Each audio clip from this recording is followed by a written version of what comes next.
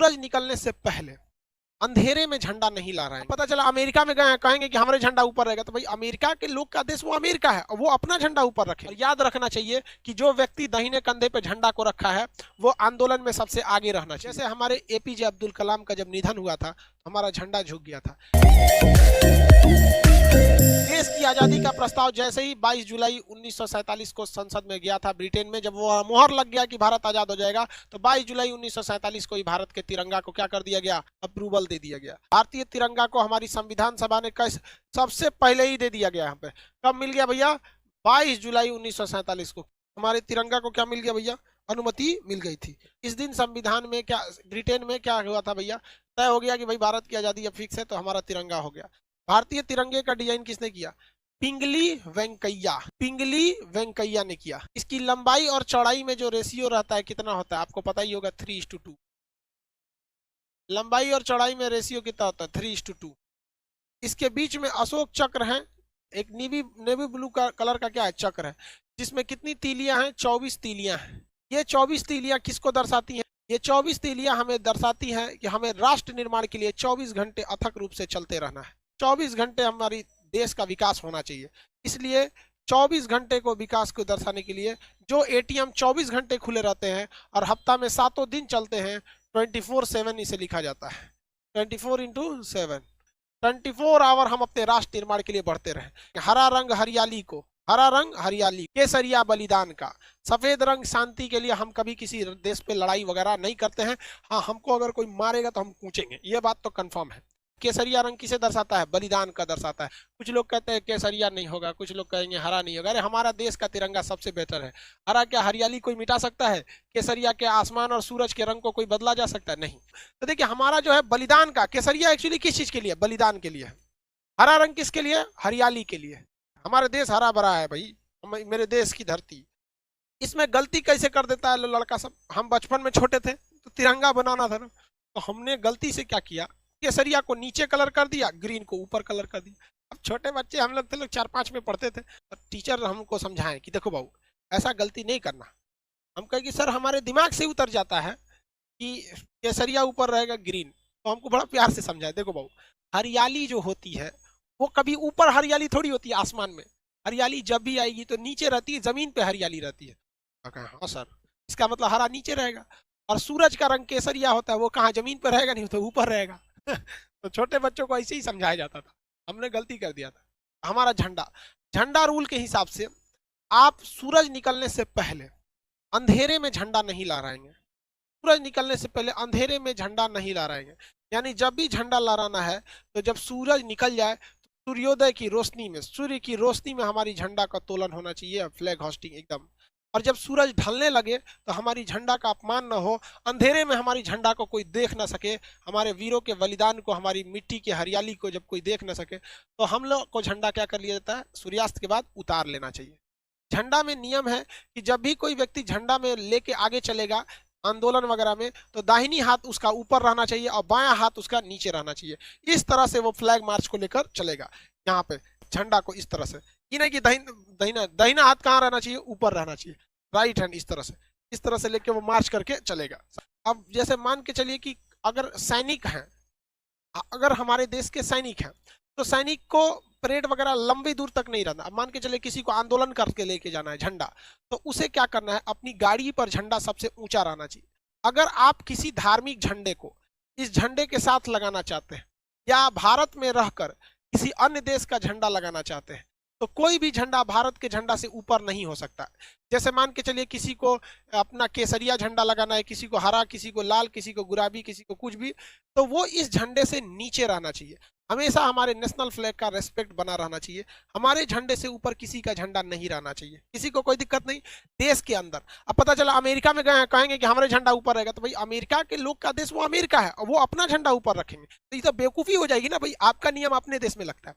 अब एक चीज और ध्यान दीजिएगा, मान के चलिए रूस के राष्ट्रपति व्लादिमीर पुतिन भारत में आए, तो व्लादिमीर पुतिन जब भारत आते हैं तो बताइए उनके सामने उनका झंडा नीचे रखेंगे, हमारा झंडा ऊपर हो जाएगा, तो भाई उनको भी तो खराब लगेगा। हर व्यक्ति को तो अपना देश प्यारा होता है।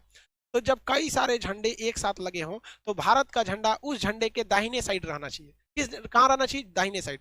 मान के चलिए रूस अभी हमारा मित्र है, तो हमारा अपने मित्र को तो हम भी निराश नहीं ना करेंगे। नेशनल भाई सबके लिए इक्वलिटी का बात है। तो जब कभी भी आप अपने देश में किसी दूसरे के झंडे को बराबरी रखते हैं, जैसे कोई भी देश, आप पाकिस्तान वालों की बात नहीं कर, भारत वाले रूस वगैरह की बात, तो हमें क्या करना है, उसको राइट साइड में रखना है। अपने झंडे को कहाँ रखना है, राइट साइड में। अगर कोई आंदोलन या जैसे किसान आंदोलन चल रहा है, तो किसी को अगर उसमें तिरंगा लेके जाना है और अगर दाहिनी हाथ से उठा के ऐसे थक गया है बेचारा, कितना दूर ले जाएगा, सैनिक तो है नहीं, आम आदमी सैनिक की तो नहीं रहता है, तो उसे अपने दाहिने कंधे पे क्या करना है, झंडे को ऐसे रखना है, दाहिने कंधे पे झंडे को रख के लेके चलना है। और याद रखना चाहिए कि जो व्यक्ति दाहिने कंधे पे झंडा को रखा है वो आंदोलन में सबसे आगे रहना चाहिए। आंदोलन में क्या रहना चाहिए, सबसे आगे रहना चाहिए।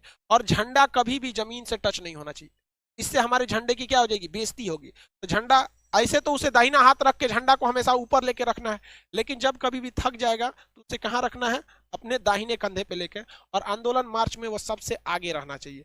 ये नहीं तो इस तरह से बहुत ज्यादा झंडे का अपमान एकदम सरासर गलत है। अरे भाई जो देश प्रेम नहीं कर सका उसको खुद को सुसाइड करके मर जाना चाहिए। क्योंकि यार एक जानवर को भी अपने खूंटा से बहुत प्रेम होता है, जहां उसे बांधा जाता है ना उसे वो बहुत प्रेम करता है, वहां उसे गंदा नहीं करता है। और कैसे लोग हमारे देश को लोग उल्टा सीधा बोल देते हैं। हम अपने झंडे का देखिए, एक जाने अनजाने में कभी हो गया, जैसे कभी हम 26 जनवरी को आप देखेंगे सड़क पे कभी कोई तिरंगा गिर गया है, तो कोई जानबूझ के नहीं फेंका होगा, जाने अनजाने में उसे गिर गया होगा, तो आप कम से कम उसे उठा लीजिए। जो अपने देश का सम्मान नहीं कर सकता उसे नरक में भी जगह नहीं देना चाहिए, उसके लिए नरक से एक अलग नरक बनाना चाहिए, तो उसको मरक बनाए, उसको राष्ट्र चीज हमेशा आगे रहना चाहिए। लेकिन कभी कभी हमारे देश पे बहुत बुरा संकट आ जाता है, तो जब कभी भी देश पर बुरा संकट आता है तो झंडा को उल्टा लहरा दिया जाता है। भाई हमारे देश का झंडा सबसे अच्छा रहना चाहिए, तिरंगा बात ही अलग है भाई। हमारे देश के झंडा की सबसे बेहतरीन, पहली बार भारतीय झंडे को विदेश में किसने लहराया था, किसी ने कोई बता सकते हैं? जर्मनी के शहर स्टुगार्ट्स में लहराया गया था 1907 में। किसने लहराया था बताइए? अंतर्राष्ट्रीय सम्मेलन में हमारा तिरंगा सबसे पहले किसने लहराया? मैडम भीखाजी कामा। एक सैल्यूट उस वीर महिला के लिए, भारतीय स्वतंत्रता की जननी कहा जाता है मैडम भीखाजी कामा को। तिरंगा झंडा लहरा दिया था 1907 में, जब हम गुलाम थे तब लोगों ने देखा कि भाई ये किसका झंडा है, तब पता चला कि भैया ये देश भारत का, ये क्या है, झंडा है। अब देखिए झंडा के साथ दो कंडीशन, ये जो झंडा ऐसे सीधा है, अगर हम इसे ऐसे कर देंगे झंडा को, तो टेबल कुर्सी पे जब झंडा रहता है तो दो झंडे ऐसे रह जाए तो कोई दिक्कत नहीं है, दो झंडे अगर तिरछा हो जाए तो कोई प्रॉब्लम नहीं है। जैसे ये देखिए, अभी कोई दिक्कत नहीं, अभी कोई दिक्कत नहीं है, अभी कोई दिक्कत नहीं। लेकिन अगर हमारे राष्ट्रीय स्मारक जैसे सुप्रीम कोर्ट, राष्ट्रपति भवन, इस सब पे अगर जो झंडा सीधा लगता है वहां का झंडा तिरछा नहीं होना चाहिए। जैसे राष्ट्रपति भवन का झंडा है, अगर इस झंडे को इस तरह से झुका दिया गया तो समझ जाइएगा कि देश का बहुत बड़ा क्षति हुआ। राष्ट्रीय शोक अगर होता है, दुख दर्शाया जाता है कि ऐसा दुख जो पूरे देश को लगा है, तो उसमें राष्ट्रीय झंडा झुकना चाहिए। जैसे हमारे एपीजे अब्दुल कलाम का जब निधन हुआ था तो हमारा झंडा झुक गया था। हमारे पूर्व राष्ट्र प्रधानमंत्री अटल बिहारी वाजपेयी जी का जब निधन हुआ था तो हमारा झंडे को क्या किया गया था, झुका दिया गया था।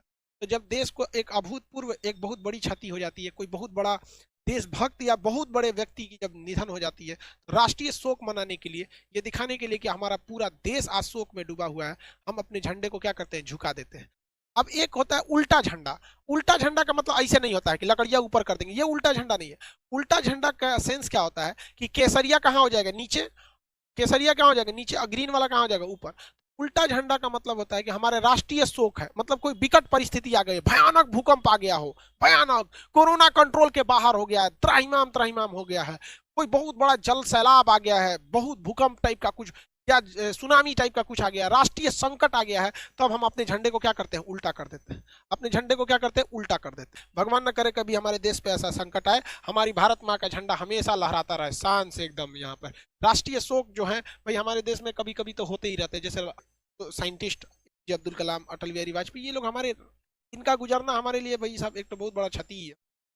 भगवान न करे हमारे झंडा कभी उल्टा हो, ऐसा कोई संकट ना आए देश पर, भगवान स्पेशल ध्यान दीजिएगा, हमारा देश का झंडा